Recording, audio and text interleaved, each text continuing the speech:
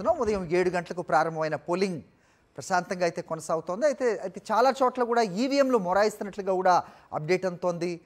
వాటిని సరిచేసే పనిలో అధికారులు ఉన్నట్టుగా కూడా అప్డేట్ చూస్తున్నాం. అయితే 139 డ్రోన్లతో నిఘా చేస్తున్నట్టుగా, పర్యవేక్షణ జరుపుతున్నట్టుగా కూడా పోలీసులు చెప్తూ ఉన్నారు. అయితే కొన్ని చోట్ల స్థానికేతర ప్రజాప్రతినిధులు పోలింగ్ కేంద్రాల వద్ద హల్చల్ చేస్తున్నట్టుగా కూడా అప్డేట్స్ అందుతూ ఉన్నాయి. కాంగ్రెస్ ఎమ్మెల్సీ శంకర్ నాయక్ పోలీసులతో అలాగే మీడియాతో కూడా వాగ్వాదానికి దిగినట్టు తెలుస్తోంది.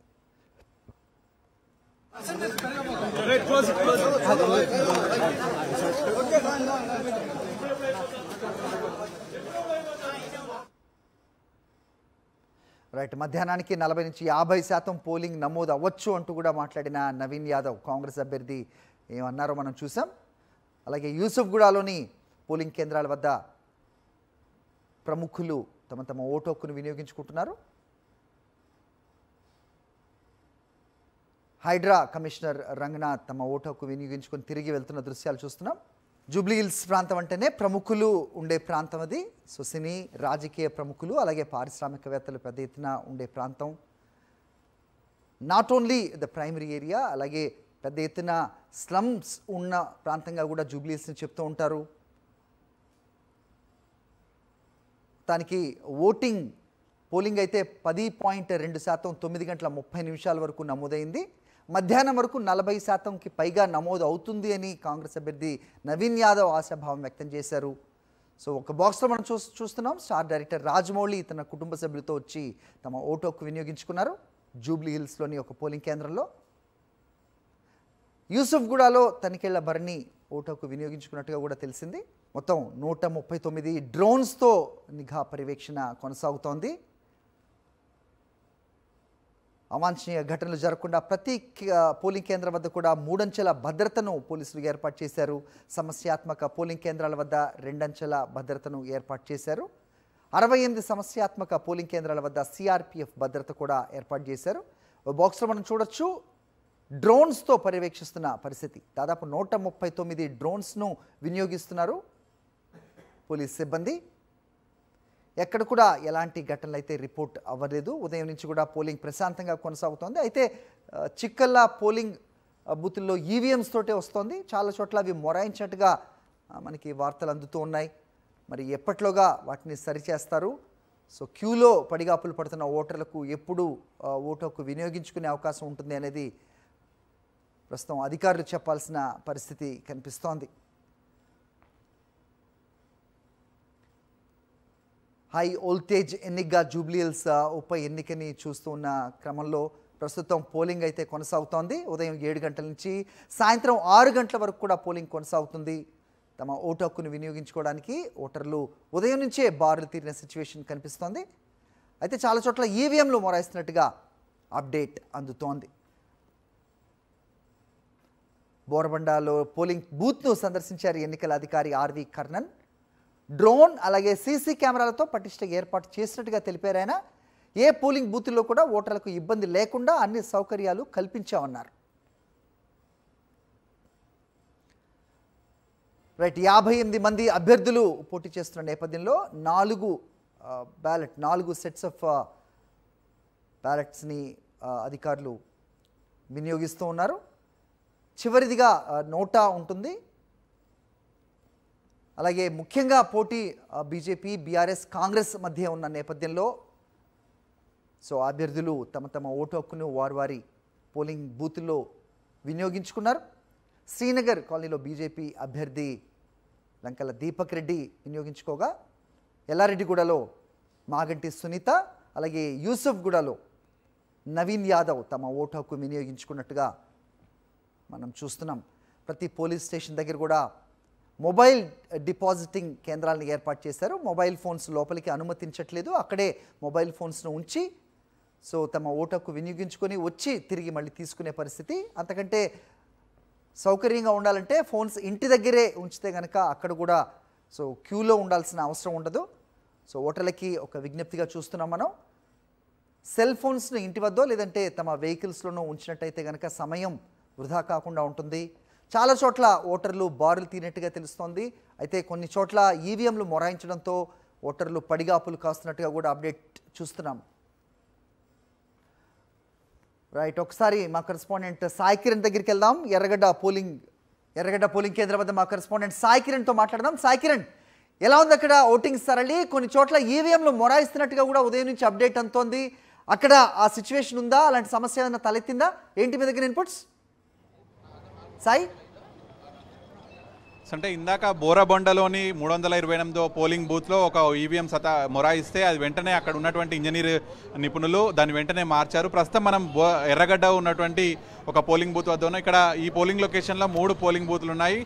కొంత క్యూ లైన్లు పెరుగుతున్నట్టు అయితే కనిపిస్తుంది. ఉదయం మనం చూసాం 9 గంటల వరకు 10% మాత్రమే నమోదైనటువంటి పోలింగ్ శాతం ఇప్పుడు కొంత పెరిగేటువంటి అవకాశం ఉందనేటువంటిది కూడా ఎన్నికల సిబ్బంది అంచనా వేస్తున్నారు. ఎందుకంటే జనరల్గా విలేజెస్లో, గ్రామాల్లో జరిగేటువంటి పోలింగ్ ఉదయం పూటనే ఓటు వేసి వాళ్ళు వివిధ పనులకు, వ్యవసాయ పనులకు వీళ్ళందరికీ కూడా వెళ్ళిపోతారు. అయితే హైదరాబాద్లో మాత్రం ఓటింగ్ కనుక చూస్తే మెల్లిగా 11-12 గంటల తర్వాత మొదలవుతుంది అనేటువంటి చెప్తున్నారు. ఉదయం పూట బ్రేక్ఫాస్ట్ చేసిన తర్వాత మెల్లిగా వచ్చి సాయంత్రం వరకు క్యూ లైన్లలో నిలబడేటువంటి అవకాశం అయితే కనిపిస్తుంది అనేటువంటిది ఎన్నికల అధికారులు భావిస్తున్నారు. మనం చూడొచ్చు ఇక్కడ 3 పోలింగ్ బూత్లు ఉన్నాయి ఎర్రగడ్డలో. మనం ఒకసారి క్యూ లైన్ వరకు కూడా చూస్తే ఇప్పుడిప్పుడే కూడా క్యూ లైన్లు పెరుగుతుంది. ఉదయం పూట 9 గంటల వరకు క్యూ లైన్లు లేకుండా లోపలికి వెళ్ళి ఈజీగా ఓటు హక్కు వినియోగించుకొని బయటకు వచ్చేసారు. ఇప్పుడు కొంత క్యూ లైన్లు పెరుగుతున్నాయి. అయితే అక్కడక్కడ చెదురుమదురు ఘటనలు కూడా జరుగుతున్నాయి.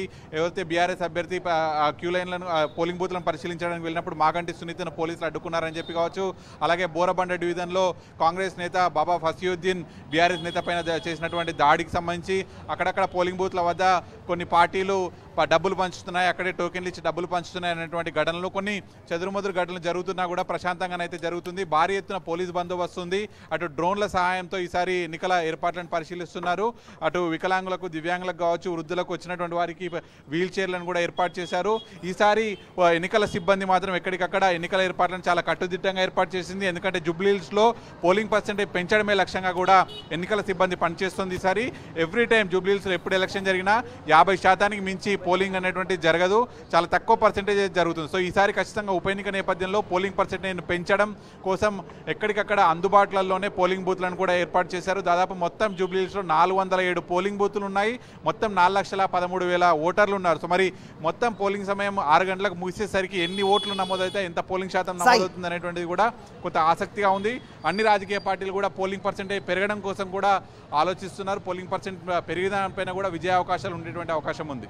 సాగిరణ్, అయితే నిన్న రాజధాని ఢిల్లీలో జరిగిన ఉగ్ర దాడి నేపథ్యంలో అన్ని ప్రధాన నగరాల్లో భద్రతను కట్టుదిట్టం చేయాలి అనే ఒక సూచించింది కేంద్రం. సో ఆ ఇంపాక్ట్ ఇక్కడ ఏదైనా కనిపిస్తుందా? ఎఫెక్ట్ భద్రత దృష్ట్యా ఏ రకంగా ఉంది? ముఖ్యంగా సెల్ ఫోన్స్ డిపాజిట్ చేస్తున్నారు అక్కడ.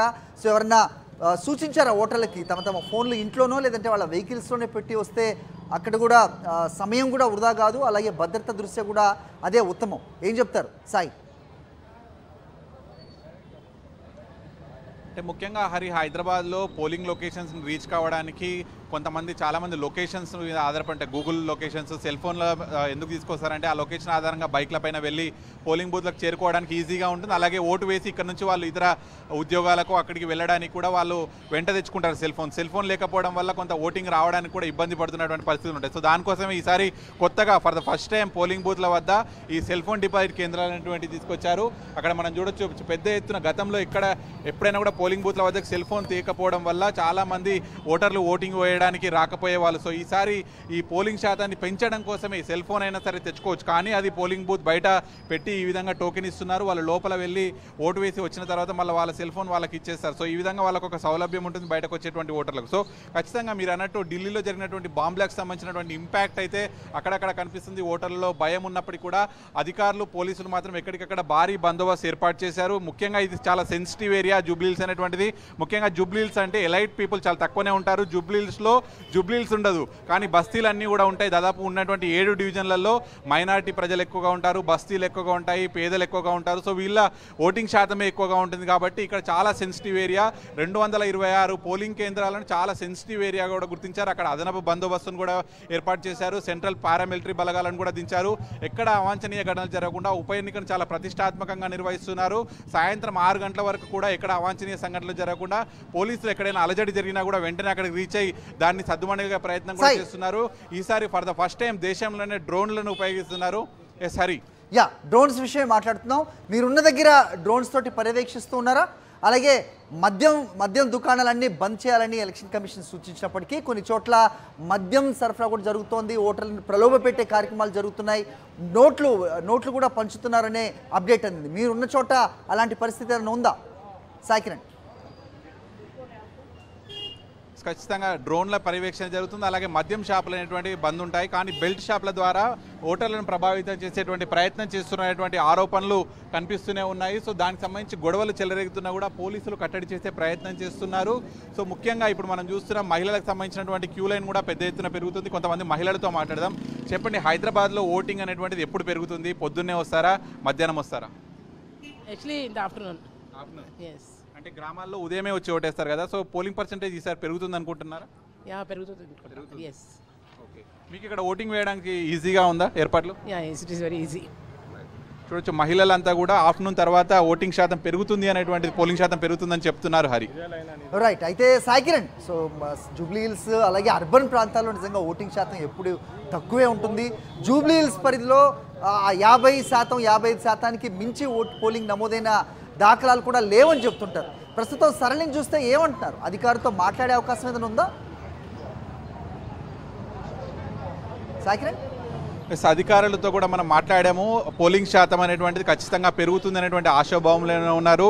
2023 జనరల్ ఎలక్షన్లో కనుక చూస్తే కేవలం 47% మాత్రమే నమోదైంది. సో ఈసారి ఉప ఎన్నిక కాబట్టి అన్ని పార్టీలు ఫోకస్ చేశాయి. దాదాపు నెల రోజుల నుంచి పెద్ద ఎత్తున ప్రచారం చేసింది. ఎలక్షన్ ఈరోజు 11వ తేదీన జరుగుతుంది అనేటువంటి విషయం అందరికీ అవగాహనలోకి తీసుకొచ్చారు. సో ఖచ్చితంగా పోలింగ్ అనేటువంటిది అందరూ పాల్గొనాలనేటువంటి ఎన్నికల సిబ్బంది కూడా ప్రచారాలు చేశారు. అక్కడక్కడ ఆట విడుపు కార్యక్రమాలు ఎన్నికల సిబ్బంది కూడా ఏర్పాటు చేశారు. పోలింగ్ అవగాహన చాలా పెంచారు. అటు యువతలు కూడా ఎక్కువగా పెంచారు. మహిళల్లో శాతం కూడా ఎక్కువగా ఉంది. దాదాపు 180,000 ఓట్లు మహిళలవి కూడా ఉన్నాయి. సో మహిళలకు కూడా ఇక్కడ పోలింగ్ సెంటర్ల వద్ద ఇక్కడ అవాంఛనీయ సంఘటనలు జరగకుండా మహిళలు ముఖ్యంగా పోలింగ్ చాలా ప్రశాంతంగా వాళ్ళు వచ్చి ఓటు వేసే విధంగా కూడా పోలీసులు అన్ని ఏర్పాట్లు చేశారు. ఎందుకంటే ఎలక్షన్ సిబ్బంది, పోలీసులు వీళ్ళంతా కట్టుదిట్టంగా ఉంటేనే ఓటర్లు ఫ్రీగా వచ్చి ఓటింగ్ హక్కు వినియోగించుకుంటే పోలింగ్ శాతం పెరుగుతుంటుంది. ఈరోజు ఓటర్ల పండుగ, నిన్నటి వరకు పార్టీల పండుగ అయితే ఈరోజు ఓటర్ల పండుగ. ఒక ఓటర్ కూడా ఉన్నాడు. మీరు ఎక్కడి నుంచి వచ్చారు? ఇక్కడ నటరాజ్ నగర్. రైట్. వాళ్ళు అయితే ఓటింగ్ శాతం కూడా ఖచ్చితంగా మధ్యాహ్నం తర్వాత పెరుగుతుందని చెప్తున్నారు. ఓటింగ్ శాతం ఖచ్చితంగా పెరగాలి. పెరిగితేనే ప్రజలు మళ్ళీ వాళ్ళు వినియోగించుకున్నటువంటి ఓటు హక్కు ద్వారా ప్రభుత్వాలను ప్రశ్నించవచ్చు. రైట్ సాయి కిరణ్.